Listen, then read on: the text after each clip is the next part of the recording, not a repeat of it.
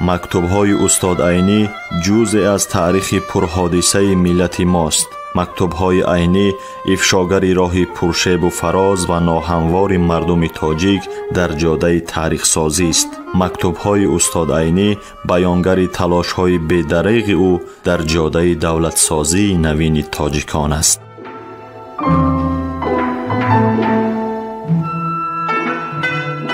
سامیان عزتمند، حالا شما از بخش خوانش ادبی مکتوب‌های استاد عینی را با نویسندگان و اندیشمندان همزمانش با چهره‌های علم و ادب تاجیک که در تهیه، تحریر، برگردانی و نشر آن کارمندان انستیتوت زبان و ادبیات به نام رودکی اکادمی ملی علم‌های تاجیکستان، ادبیات شناس انزورت ملکزاد و گلبهار عثمانова سهم گذارند.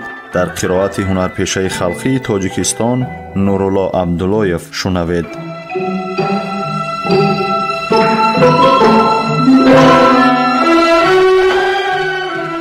با ابوالقاسم لاهوتی 30 ماه 4 سال 39 سمرقند. رفیق شفیق لاهوتی: من وقتی که از تاشکند آمدم صبح روز 30 بچگان به من یک ازویشینی دادند که از وی معلوم می شد به من از مسکو 1000 سوم پیرواد آمده بوده است. اما من از مسکو از اداره نگران پول نبودم. من هرچند فکر کردم فرستاننده پول را نیافتم. چون پوچت رفته پرسیدم گفتند که از لاهوتی است. اما از آنجا که روز آخری ماه و پوچت در حساب مشغول بوده است دادن آن پول را در بعد عید می وعده دادند. لیکن من به شما برای چی و از کی بودن آن پول را پرسیده تلگراف دادم. وقتی که از پوچت برگشته به خانه آمدم مکتوب 22 اپریل فرستاده اتان را به من رساندند. از این مکتوب مسئله روشن شد. من از این خصوصیت شما که اگر به یگان تنگی افتادن یگان رفیق را حس کنید فوراً به یارمندی می رسید بسیار منت دارم و از این جمله به این کاری که در حق من کردید به نهایت تشکر می کنم. لیکن بنابر سبب‌هایی که حاضر قارون شدن خود را در مکتوب اولیم عرض کردم با قبول کردن این مبلغ هیچ احتیاج ندارم و از اینجا که شما دچه گرفتید و باید بچگان را به آنجا کوچانده تربیه نمایید شما را از خود محتاجتر می دانم. بنابراین با کمال تشکر و عذر این مبلغ را به آنکه از پوچت گیرم بعد از عید که پوچت به کار می درآید به خودتان برمیگردانم و امیدوارم که شما همین طرز حساب میکنید که من این مبلغ را برای بچگانتان که در عین زمان بچگانی من هم می باشند هدیه کردم. این رد و بدل یک منظره شاعرانه می دهد که ما مثل این را در افسانه ها در بین دوستان خوانده ایم.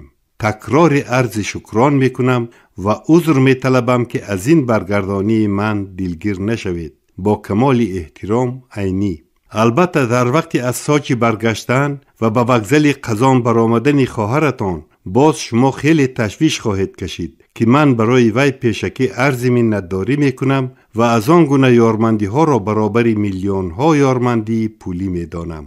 عینی. به لیتوینوف سال 1939. رفیق لیتوینوف: مکتوب 21 ماه اپریل نوشته اتان را 29 ماه مذکور گرفتم. سبب این دران است که من برای اشتراک کردن به سیزد نویسندگان ازبکستان به تاشکند رفته بودم و با همین سبب جواب هم دیر ماند. نوشتن کتابی را که درباره وزن و شکل شعر تاجیکی خواهش کردید من اساساً به گردن میگیرم.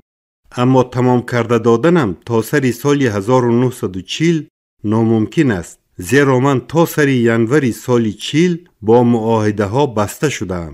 از این معاهده ها یکی از خمسه نوایی 10,000 مصرع انتخاب کرده شهر دادن آنهاست که این یک کار تأخیر قبول نکننده است. درباره حجم کتاب پیش از جمع و دفعه اول کار کرده برآمدن متریال های آید به این کتاب چیزی گفته نمیتوانم. درباره حق تحریر هم من باید اول چی داده توانستن تاجیکیز را فهمم، زیرا نوشتن این کتاب که مثلش تا حال نه در زبان فارسی و نه در زبان تاجیکی نوشته نشده است تحقیقات بسیاری را طلب می کند. از یک طرف باید ادبیات کلاسیکی فارس و تاجیک را با نظریه های عنعنوی آن تطبیق نمایم. از طرف دیگر شعرهای خلقی را با وزن و شکل آنها تدقیق نمایم و به بالای اینها نتیجه تجربه 50 ساله خود را جمع کرده چیزی به میدان آورم. از این 2-3 سطر معلوم می شود که نوشتن این گونه کتاب را به نوشتن یک اثر ادبی، رمان، پاوست و پیسه قیاس کردن ممکن نیست. درباره ردکتور من همین قدر را می گویم که ردکتور علمی و ادبی که این گونه اثر را تحریر کرده تواند به نظر من نمی نماید، زیرا این یک چیزی خواهد شد که وی را یگان کس در مکتب نخوانده است. از جهت تجربه باشد، تجربه 10-15 ساله برای تحریر این گونه اثر کفایت نمی کند. ردکتور سیاسی باشد، باید آن را تاجگیست تعیین کند. من همین قدر را می گویم که ردکتور سیاسی باید هم سواد سیاسی حقیقی نه رسمی داشته باشد و هم سواد ادبی تاجیکی. به این شرطا ردکتور سیاسی خطاهای سیاسی خواهد کرد. خلاصه من در طریق شرط حجم این کتاب را از 6 تا 8 پیچت لیست تخمین می کنم. اگر تاجگیز فرماید شاید در ماه سپتامبر سال 1940 تمام کرده دیم. معاهده در آخرهای سال جاری یا که در اول سالهای 40 بسته شود می شود. شرط مادی معاهده را اول به اختیار تاجگیز می مانم. او فکر خود را به من با مکتوب معلوم کند. اگر نرمال نظر به کار باشد قبول می کنم، اما اگر کم باشد فکر خود را می نویسم. به سلام عینی.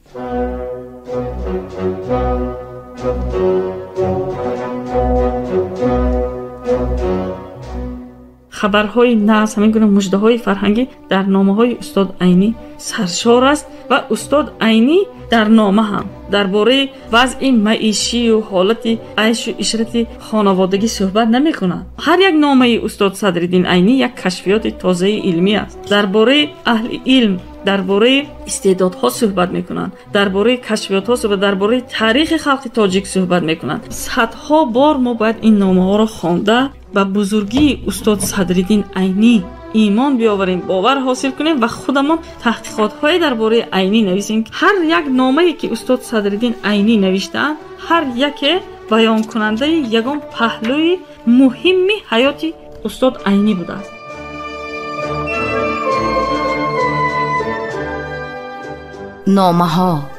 نامه های سرنوشت ساز و تاریخ ساز ملت. نامه های اصالت آفر و آرمانگرای ملی. نامه های خودشناسی و خودآگاهی ملی.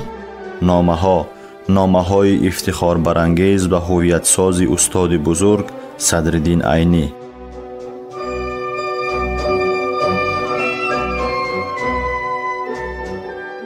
رفیقان قدردان، در دنیا هیچ دولتی و خلقی نیست که مانند دولت و خلق تاجیک اهل علم و ادبیات را به این درجه حرمت، غمخواری و قدرشناسی کند.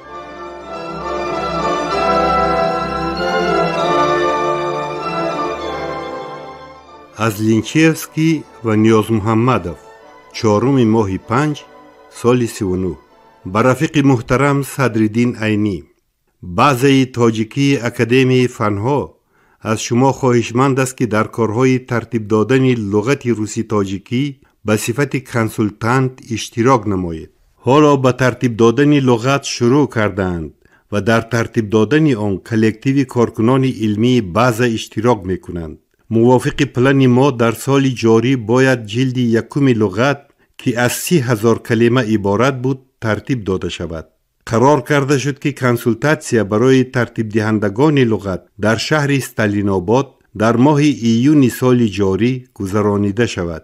بنابراین از شما خواهشمندیم که به ما درباره رازیگیتان جواب نوشته فرستانید. غیر از آن از شما خواهشمندیم که در جوابتان معلوم کنید که شما کی آمده می توانید و در شهر استالیناباد چند روز ایستاده می توانید تا که ما پلن گذراندن کنسولتاسیا را ترتیب دهیم.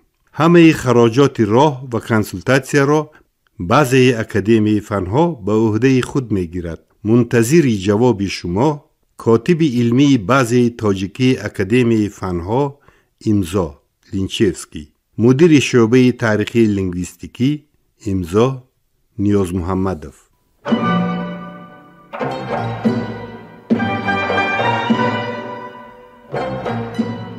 سامعان عزتمند، یادرس می‌شویم که شما از بخش خوانش ادبی مکتوب‌های استاد عینی را با شخصیت‌های بزرگ زمانش که دارای اهمیت مخصوص علمی و ادبی‌اند در قرائت هنرپیشه خلقی تاجیکستان نورالله عبداللهیف از رادیوی فرهنگ شنیدید.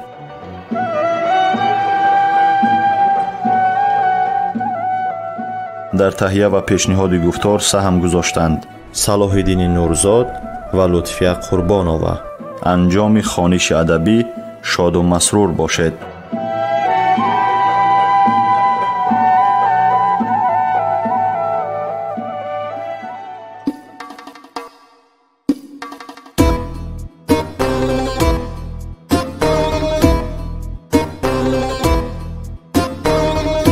عمری عینی از برای خلق صرفی خامشو،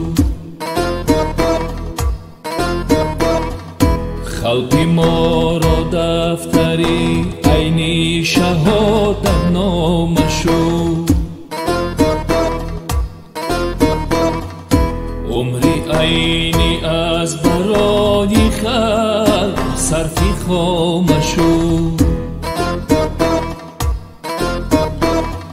خلقی ما را دفتری عینی شهادت